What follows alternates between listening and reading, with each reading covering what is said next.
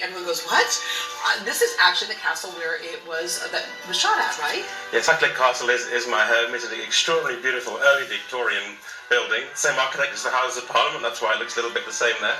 And the family's owned the estate and the land there since 1679, so we've been around there a few years. That's what's so crazy about when you go to other countries is that the history is so long there, built on foundations of medieval palace, and it served as several things besides a castle, didn't it?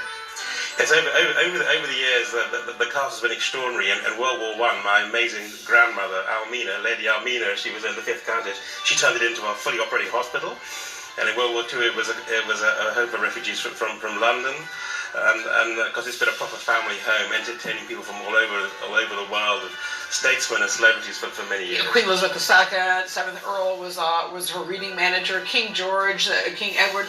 Did you know that you were growing up in a castle when you were a kid, or was that just like, oh, this is home? Well, I mean, like seriously, did you know? Actually, my grandfather lived to quite an age, so I lived at another house on the estate in those days. But I used to go up and see him. And of course, when you're quite small and you walk into this amazing building, it's kind of frightening because it's just so enormous and there's such a vast space. And then as you get older, you sort of more grow into it. But it's a very friendly place for our historic heritage, stately home. Highclere is a friendly building. It's not like a cold, fortified building. Yeah, and then like your godmother happens to be, as I mentioned. Well, she's a very special lady. Longest reigning British monarch, Queen Elizabeth II. She's extraordinary. That's pretty amazing stuff. All right, Richard, as Her Majesty's Consul General, what does that mean? I am the UK government representative to the South Central states of the United States, so I have the joy of having to promote the UK here in Texas. Yeah, all right, okay, so I just want to ask you something. So like when I go out of town with my friends, like to another country, we pretend that we have another accent, and we start talking like this as well, right? And when y'all go out of town, do y'all do that too? I can just about say y'all. That's as far as it goes, right? I've only been here a little while. All right, so how did the whole idea of Downton Abbey, how did that come about that it was done there? Well, it was an extraordinary series of circumstances. We actually are friends with Julian and Emma Fellows, the script writer, Lord Fellows, as he is today, and he knew about Highclere, and he liked the idea of the place as basically the sort of foundational location for his script, for this credible story. Yeah. All right.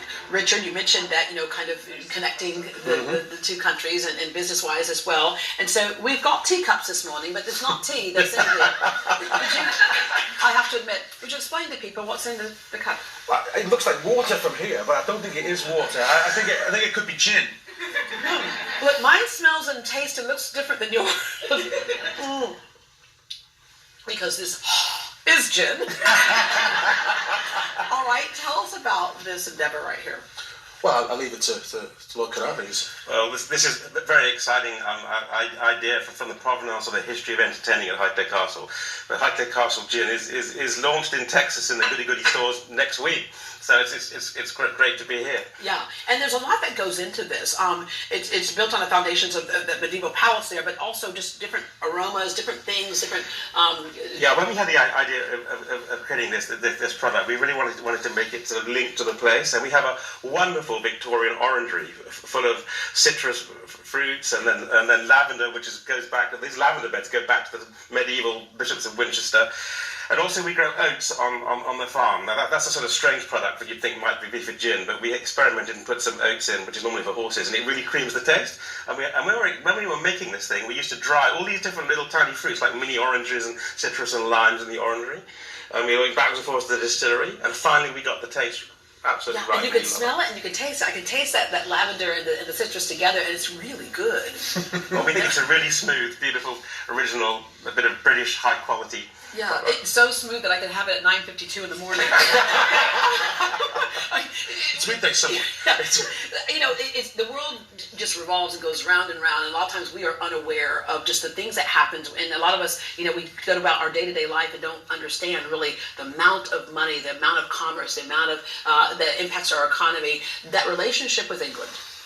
So, the UK and the US have probably the closest trading relationship in the world. I mean, it's about $182 billion of bilateral trade between the two countries. And Texas, being Texas, is a big chunk of that, something like 10 to 12% of all of our trade between the two countries. So about 1 million Americans go to work every morning in British-owned companies in the United States. and about 1 million British people go to work every morning in American-owned companies in the US. So we are major investors in each other's countries, and that's because we share the same values of free trade, clean business, and it's a really easy job for me here to kind of promote this further. And products like this come into the market. It's great. I mean, we have a great brand here, and the US has a great brand in the UK. So. Several years ago, I had breakfast with Prince Charles, and I asked him, we were in Dallas, and I said, so what do you think of Texas? And he goes, quite surprised I didn't see more horses. So what did you think of Texas before you ever came here? Well, I have a little bit of a connection to the American West because my mum comes from Sheridan in Wyoming, which is a bit farther north. But of course, we always realise that Texas is the big state with the big oil business, and of course, there's cowboys here too.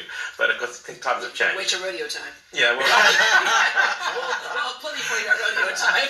And what do you tell people back home? I think it's the biggest challenge I have is that people in the UK have a perception of Texas. It's not a bad perception, but it's not an accurate one. So people think about TV programs like Dallas in the 70s and 80s or Western movies as children. And that's really not this sort of incredibly diverse Houston. Yeah. And the thing about the diversity of people and food, amazing culture in Houston, and to get people to understand that in the UK is one of the things I'm going to be working over the next couple of years, because there's so much to do here and there's so much business to do. People don't come on as tourists to Houston, but they really should. Yeah, well, but people come here to live. They come here to work. But you're right. Tourism is also great, and the food is absolutely amazing. All right, for people who have never been out of the country, never been to England, what do you want them to know about your country? We're very welcoming to start with, and we have in a small space. We have some of the most extraordinarily beautiful countryside and ancient historic buildings that you could find in the world. I have friends who are living in a house that was built like in 1500, and it's still standing just fine. Right? Okay, you said that you're very welcoming.